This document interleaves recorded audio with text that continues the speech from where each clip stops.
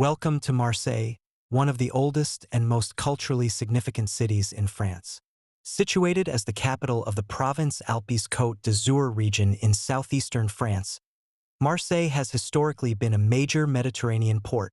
Over the centuries, Marseille has served as a center for cultural and commercial exchanges, fostering the convergence of European, Middle Eastern, and North African cultures, which has significantly influenced both European and global history. In this video series, we will delve into the history of Marseille. This first video will explore how Marseille transformed from an ancient Greek colony into a crucial city within the Kingdom of France. But our story begins even before the arrival of the Greeks. Human activity in the Marseille region can be traced back to the Paleolithic era. In 1991, French diver Henri Cosquer discovered a cave entrance 37 meters below the sea surface in the Calanques area of Marseille. The cave contains a large number of Upper Paleolithic paintings and carvings. Radiocarbon dating indicates that these artworks were created primarily between 27,000 BC and 19,000 BC. Around 2000 BC, during the Bronze Age, the Marseille region was inhabited by an ancient people known as the Ligurians. They occupied a vast area covering what is now southern France and northern Italy, with the Italian region of Liguria being named after them. Later, Greeks from Phocaea in the eastern Aegean Sea migrated to the area. Phocaea, located on the western coast of modern-day Turkey, was an important city-state of the Ionians. The Ionians were one of the four major tribes of ancient Greece, originating from mainland Greece, and several city-states, including Athens, belonged to this group. Phocaea was a powerful maritime trading city-state in the Greek world. According to the ancient Greek historian Herodotus, the Phocaeans were among the first Greeks to undertake long-distance sea voyages, exploring the coasts of the western Mediterranean. As the Persian Empire expanded, Phocaea faced severe survival threats. The Phocaeans, unwilling to submit to Persian rule, decided to abandon their city. Most of them chose to leave their homeland and, around 600 BC, sailed to the western Mediterranean coast, establishing a new settlement in what is now the Marseille region, called Massalia. According to Aristotle's description in the Constitution of the Massaliotes, a Greek named Protis led a colonizing expedition from Phocaea to the land of the Ligurians, now the Marseille region. Upon arrival, the local chief Nanus was selecting a husband for his daughter, Gyptus. According to Ligurian tradition, the princess would present a drinking cup to her chosen suitor as a symbol of marriage. Gyptus chose Protis and presented him with the cup. This marriage not only symbolized the fusion of Greek colonists with the local indigenous people, but also marked the official establishment of Massalia as a multicultural city-state. The relationship between Massalia and the Ligurians was not always smooth. Some tribes attempted to conquer Massalia but were eventually repelled. The Phocaeans took the opportunity to expand their territory, controlling the nearby valleys and mountain regions. Massalia quickly planted vineyards and olive groves on the new land, producing wine and olive oil. They also manufactured amphorae for trade. Starting from Massalia, the Phocaeans established numerous new settlements along the southern French Mediterranean coast, including several cities such as Nice and Monaco, which were among the earliest Greek colonies founded by the Phocaeans. The Phocaeans were not only active in legitimate trade but also engaged in piracy, attacking hostile ships. Their expansion in the western Mediterranean attracted the attention and alarm of neighboring powers, especially the Carthaginians and the Etruscans. As the Phocaeans established a trade and military base on Corsica, known as Eulalia, tensions between the Phocaeans and these powers escalated. The Phocaeans' piracy became a pretext for war. In 540 BC, a major naval battle broke out near Eulalia between the Phocaeans and a Carthaginian-Etruscan alliance. The Phocaeans assembled 40 ships from Massalia and Eulalia, but were ultimately defeated by the Carthaginians and Etruscans, losing control of Eulalia. Despite their tactical defeat, the Phocaeans strategically weakened the Carthaginians and Etruscans in the region and gradually strengthened their alliance with Rome through diplomatic means. In the long run, the Phocaeans actually consolidated Massalia's strategic position in the western Mediterranean. To commemorate this victory and showcase Massalia's glory and wealth, The Greeks built the treasury of the Massalians in the sacred site of Delphi. Over the next 200 years, Massalia continually strengthened and expanded its influence in the Western Mediterranean through trade, politics, and diplomacy. Massalia also served as a window and bridge for Gaul to the outside world, bringing in a wealth of goods, culture, and ideas, while exporting Gaul's amber, tin, and other resources to other Mediterranean regions. At that time, Massalia had about 30,000 to 40,000 residents and was home to several famous Greek navigators. In the 6th century BC, the Massalian Euthymenes sailed out from the Pillars of Hercules, the Strait of Gibraltar, and explored along the African coast as far as the mouth of the Senegal River. At the end of the 4th century BC, the Massalian explorer Pytheas undertook a northern expedition, reaching England, Iceland, and Greenland, and even coming close to the Arctic Circle. Massalia maintained a long-standing alliance with the Roman Republic and competed with Carthage for control of the Western Mediterranean. As Rome's power rose, these relationships became more crucial and tense. During the Second Punic War, Massalia played a significant strategic role, assisting Rome not only in controlling Mediterranean sea traffic but also by providing intelligence and material support, further consolidating Rome's advantage in the war. This cooperation helped Massalia maintain its independent status for a considerable time, although this independence largely depended on Roman protection and support. Aristotle praised Massalia's oligarchic democracy as a model of a stable republic, as this moderate oligarchic system allowed for some power distribution and avoided the instability caused by excessive centralization. In 49 BC, civil war broke out in Rome between Caesar and Pompey. Caesar decided to attack the enemy forces in Spain, but lacking a fleet, he chose to travel overland to Spain, with Massalia being a necessary stop on his route. Caesar negotiated with the nobility of Massalia to establish an alliance and obtain passage rights. Almost simultaneously, Pompey's general Domitius arrived in the city by sea. Since Pompey had granted Massalia lands west of the Rhone River 28 years earlier, they ultimately chose to ally with Pompey.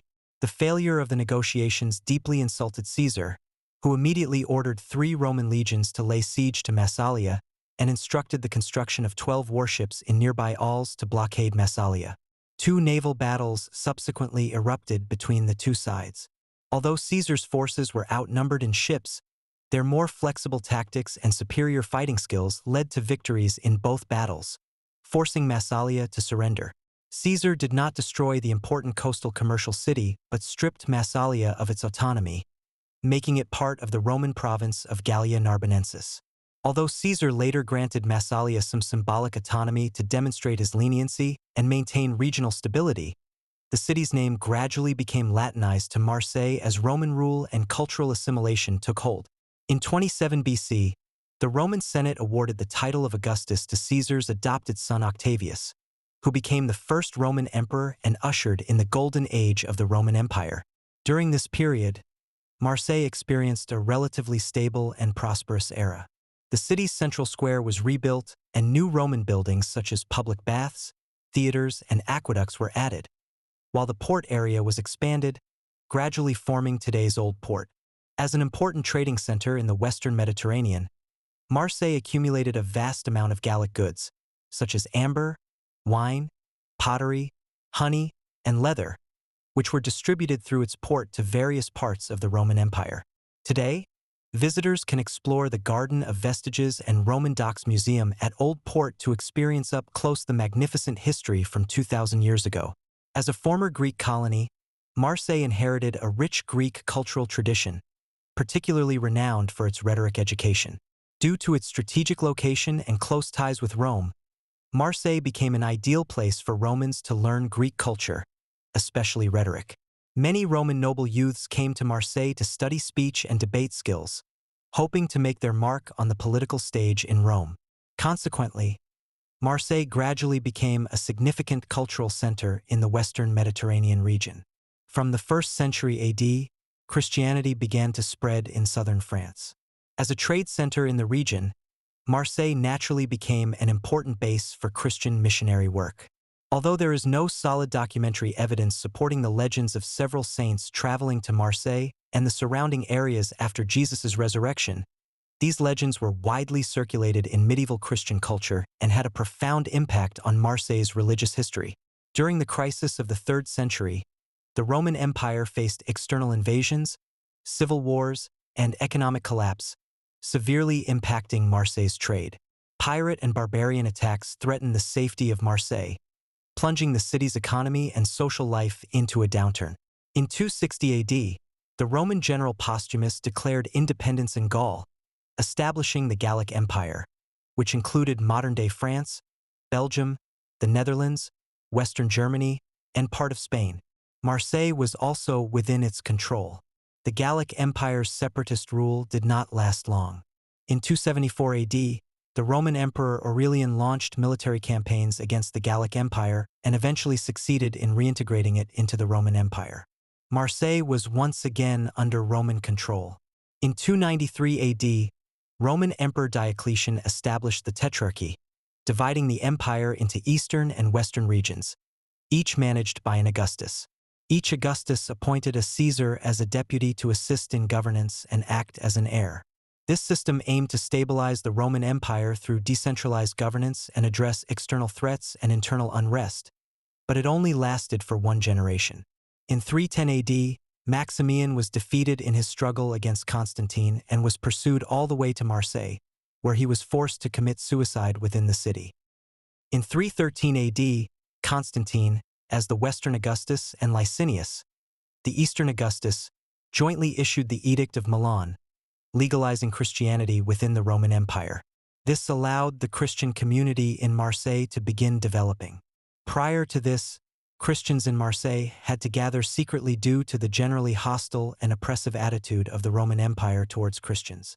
During this time, many Christians were martyred, with Saint Victor being one of the most well-known. Victor was originally a Roman soldier stationed in Marseille. During the reign of Emperor Diocletian, he was arrested and ultimately martyred around 303 AD for refusing to participate in Roman pagan rituals.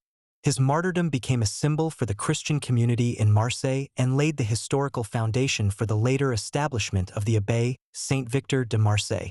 In 324 AD, Constantine became the sole ruler of the entire Roman Empire, bringing unity and a revival to the empire. Marseille experienced a period of peaceful development during this time. However, with Constantine's death, the Roman Empire inevitably began to decline and became divided into the Western and Eastern Roman empires. In the 5th century, Attila led the Huns into the vast plains of Eastern Europe, forcing the Goths who originally lived there to flee into the Roman Empire seeking refuge. One group of these Goths, known as the Visigoths, sought refuge within the Roman Empire. However, the Romans severely exploited and mistreated them, leading to conflicts in which the Visigoths ultimately prevailed. From 408 to 410 AD, the Visigothic leader Alaric besieged and sacked Rome twice. Afterward, they settled in Gaul, establishing the Visigothic kingdom, which included much of the Iberian Peninsula and southern Gaul. Marseille was also under Visigothic control. From 457 to 461 AD, the Western Roman Emperor Majorian, the last Roman emperor with real governing power, undertook a series of military campaigns against the Visigothic kingdom and nominally restored Roman control over these regions, briefly bringing Marseille back under Roman rule.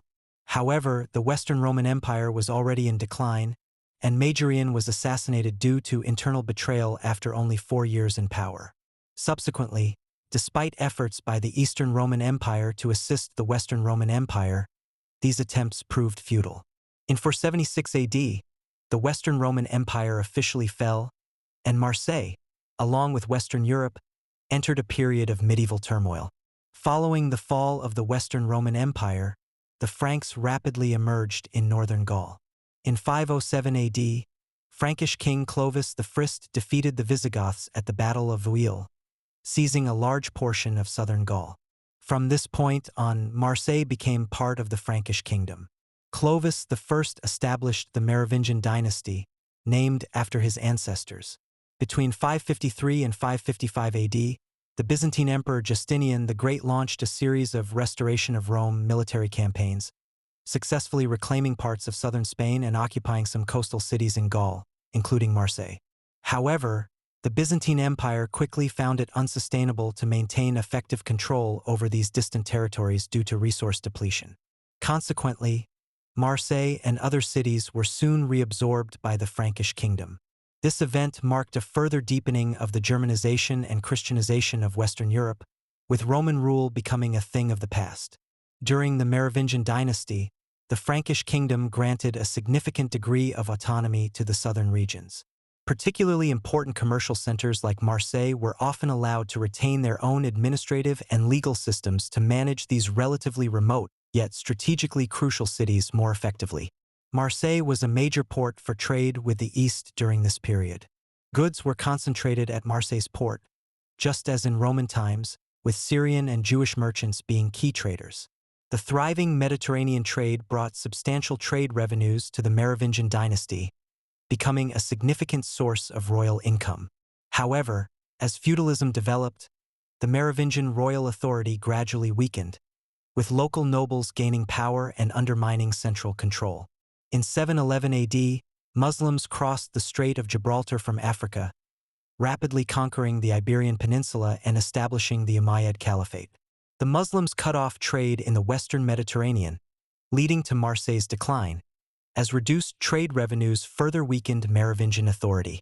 As royal power waned, control of the Frankish kingdom increasingly fell into the hands of the mayor of the palace, the most notable of whom was Charles Martel, the grandfather of Pepin the Short, the founder of the Carolingian Dynasty. In 732 AD, Charles Martel defeated the Muslim forces at the Battle of Tours, successfully halting their northward advance. This victory solidified his power and reputation, earning him the title Duke of the Franks. At this point, Charles Martel had become the de facto ruler of the Frankish kingdom and began to strengthen central control over the various regions. In 734 AD, Maurontus, Duke of Provence, feeling threatened, launched a rebellion for Marseille and sought support from Muslim and other external forces to maintain Provence's independence. Charles Martel swiftly responded, successfully quelling the rebellion, recapturing Marseille, and expelling Maurontus's forces from the city. In 739 AD, Charles Martel suspected that Marseille's nobles were secretly colluding with Muslim forces to protect their own interests. To punish these disloyal nobles and further strengthen central control over the southern region, Charles Martel ordered his troops to sack Marseille. This action not only weakened local noble power but also severely damaged the city's infrastructure and economy. In 751 AD, Charles Martel's son, Pepin the Short, became the king of the Franks with the support of the Pope and the nobility, establishing the Carolingian Dynasty. In 768 AD, Pepin's son Charlemagne succeeded him, unifying most of Western Europe, ending 300 years of fragmentation since the fall of Rome, and restoring connections between Western Europe and Italy and Byzantium, which promoted trade and cultural revival. On Christmas Day 800 AD, Pope Leo III crowned Charlemagne as Emperor of the Romans in Rome, and his empire became known as the Carolingian Empire. After Charlemagne's death, the empire faced internal strife due to succession issues. In 843 AD, Charlemagne's three grandsons signed the Treaty of Verdun, dividing the empire into three parts. Provence, where Marseille was located, was included in the Kingdom of Middle Francia, ruled by Lothair I. In 855 AD, Lothair passed away, and his sons further divided Middle Francia into three. Charles inherited Provence, while the other two sons inherited Lotharingia and the Kingdom of Italy. After Charles's death, Provence was first divided between Lotharingia and the Kingdom of Italy. It was later inherited by his uncle, Charles the Bald, and incorporated into West Francia. In 879 AD, Charles the Bald died, and Provence was inherited by his brother-in-law Boso, who established the Kingdom of Provence and became independent from the West Frankish Kingdom. From then on, Marseille lost its connection to the West Frankish Kingdom and the Carolingian Dynasty and began to be governed by local nobility. Over time, Provence underwent several successions and subdivisions, eventually becoming a county. In the 12th century, Provence was inherited through marriage by the House of Barcelona and later became part of the Aragonese Kingdom. During the medieval period, Marseille, like many other European cities, was divided into an upper town and a lower town, each subject to different legal systems. The upper town was controlled and governed by the church, while the lower town was ruled by secular lords. Due to its proximity to the port, the lower town concentrated most of Marseille's commercial and trade activities, becoming the center of the city's economic activity. Although the nominal rulers changed over time, Marseille secured a considerable degree of autonomy through agreements with the lords of Provence. Particularly in commercial and legal matters, Marseille was able to manage its internal affairs freely, with merchants and the citizen class playing important roles in city governance. As a traditional Mediterranean trade hub, Marseille's port was not only a key point for trade and cultural exchange between Western Europe and the East, but also an important departure point for the Crusades. In 1214, a priest in Marseille, Pierre, proposed building a church dedicated to the Virgin Mary on the hill of La Garde. Since the hill belonged to the Abbey of St. Victor, the abbey's abbot authorized Pierre to plant vineyards, cultivate gardens, and construct the church. This small church became the predecessor of the Notre Dame de la Garde, a landmark in Marseille. At that time, sailors from Marseille would visit the church before setting out to sea, praying to the Virgin Mary for the safety of their voyages and protection from storms and other maritime dangers. This custom continues to this day, with Notre Dame de la Garde standing as a guardian on Marseille's hill, overseeing the safety and prosperity of the city's people and commerce. In August 1245, Count Raymond Berenger V of Provence died, and his 12-year-old daughter Beatrice inherited the title and lands. Beatrice became one of the most sought-after figures in Western Europe, with proposals for marriage coming from the Count of Toulouse, the King of Aragon, and the Holy Roman Emperor. The King of Aragon even invaded Provence, while the Holy Roman Empire dispatched its naval forces. Beatrice's mother swiftly acted by negotiating with French King Louis IX and Pope Innocent IV. In January 1246, Beatrice married Charles, the brother of Louis IX, who became the effective ruler of Provence. Later, with the Pope's support, Charles also became the King of Sicily and Naples. As a member of the Carolingian family of France, Charles established the important Capetian Anjou branch. Marseille became part of the Anjou family's territory and was thus drawn into the power struggles of the Mediterranean. After Charles took control of Provence, he began to strengthen the Count's power but faced resistance from local lower nobility. Officials sent by Charles to Marseille were directly expelled from the city. In 1257, after years of struggle, Marseille signed the Charter of Peace with Charles. The charter outlined the rights of Marseille's citizens regarding commerce, legal, and administrative matters while also confirming the Count's sovereignty over the city. Through this charter, Marseille retained a degree of autonomy under the French kingdom, allowing citizens to manage city affairs independently but acknowledging the Count's authority and paying corresponding taxes. The charter emphasized compromise, protecting Marseille's self-governance while ensuring the Count's power. In 1336, a large naval fleet set sail from Marseille, originally destined for the Holy Land of Jerusalem as part of French King Philip VI's ambitious crusade plans. However, with rising tensions between England and France, the fleet was redirected to the English Channel near Normandy to threaten England. A year later, the 100 Years' War broke out between England and France.